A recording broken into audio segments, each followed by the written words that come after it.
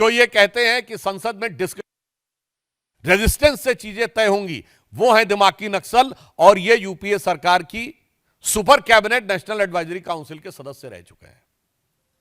इसलिए हम यह भी बताना चाहते हैं कि वो कालखंड जब इस देश में इतनी विपरीत परिस्थितियां थीं और आज एक सकारात्मक वातावरण बना है ट्राइबल एरियाज में, वह जिसको सही नजर नहीं आ रहा है वो वास्तविक अर्थों में दिमागी नक्सल है। और मैं यह भी बताना चाहता हूं कि एक दौर में जब भारत में इतने जिले प्रभावित थे, वो तो अपनी जगह की बात है, उससे बड़ी बात यह है कि भारत के तमाम विश्वविद्यालयों में बैठकर उनको नैतिक और बौद्धिक समर्थन दिया जाता था।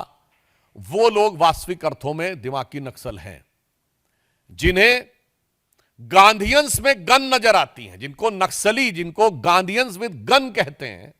यानी कहां महात्मा गांधी जो अहिंसा के प्रतीक, और कहां माओवादी जो कहते power comes from the barrel of gun, जो नक्सलियों को गांधीयंस विद गन कहे और उन नक्सलियों को अपनी भारत जोड़ो यात्रा में साथ में रखे, उन राहुल गांधी से पूछना चाहता हूं, यह है वास्तविकता में दिमागी नक्सल।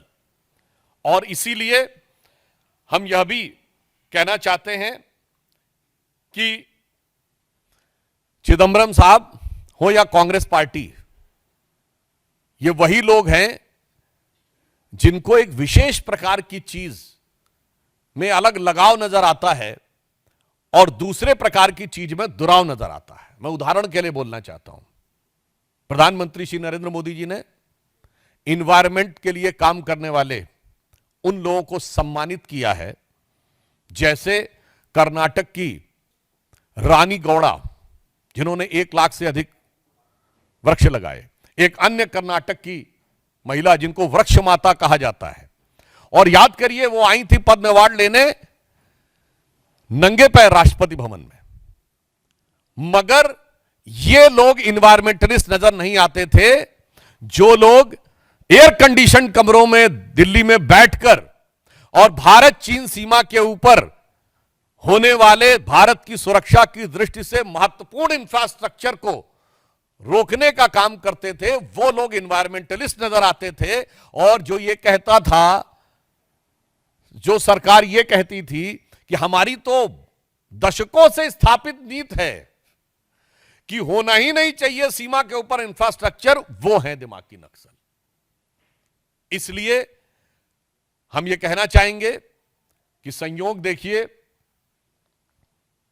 कि माननीय प्रधानमंत्री जी ने स्वतंत्रता दिवस पे बोला था, और आज नागपंचमी आते आते ये जितना दिमागों में जहर था वो सब पूरे दिमाग से उजागर होकर उन्होंने खुद स्वीकार कर लिया कि हम क्या हैं। तो मैं सिर्फ अंत में यह कहना चाहूंगा कि माननीय प्रधानमंत्री जी ने जो संकेत दिया है यह बहुत सहज और स्वाभाविक है। इसके लिए किसी को दिमाग पे जोर लगाने की जरूरत नहीं है, सिर्फ आंख खोलकर देखने की जरूरत है। उसे दिखाई पड़ेगा कि दिमागी नक्सल कौन है।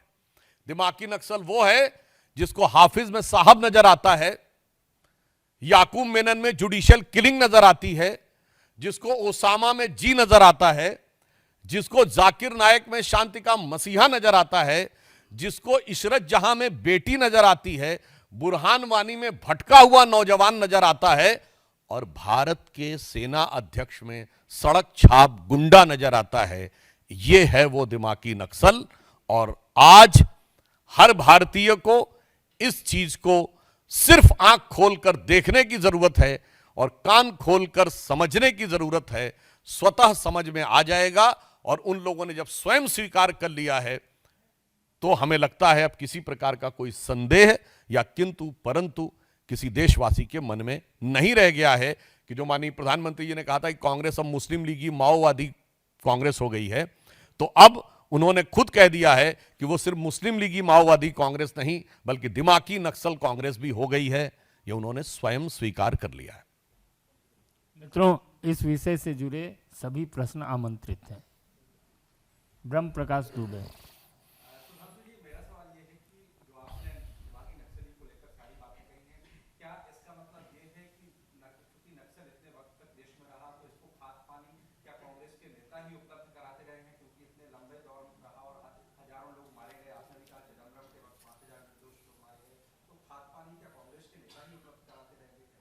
इस संदर्भ में तत्कालीन गृह मंत्री चिदंबरम साहब का मैं बयान कोट करता हूं, जो उन्होंने 22 सितंबर 2011 को बोला था नक्सलियों के लिए। You don't have to lay the arms, you don't have to surrender, you don't have to disband your outfit, you don't have to give up your ideology, you just suspend the violence and come for talk.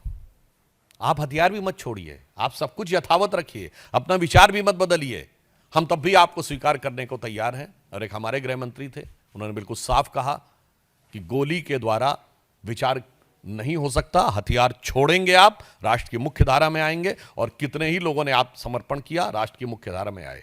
जो लोग ये नारा लगाते थे कि लेकर रहेंगे आजादी और बंदूक के दम पर आजादी, उनके आगे चिदंबरम साहब का यह आत्मसमर्पण है। तो खाद पानी इन्होंने ही दिया है।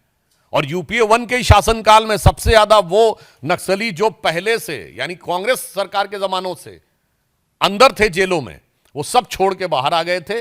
और उस समय ही सर्वाधिक नक्सलवादी गतिविधियों का प्रभाव बढ़ना शुरू हुआ था।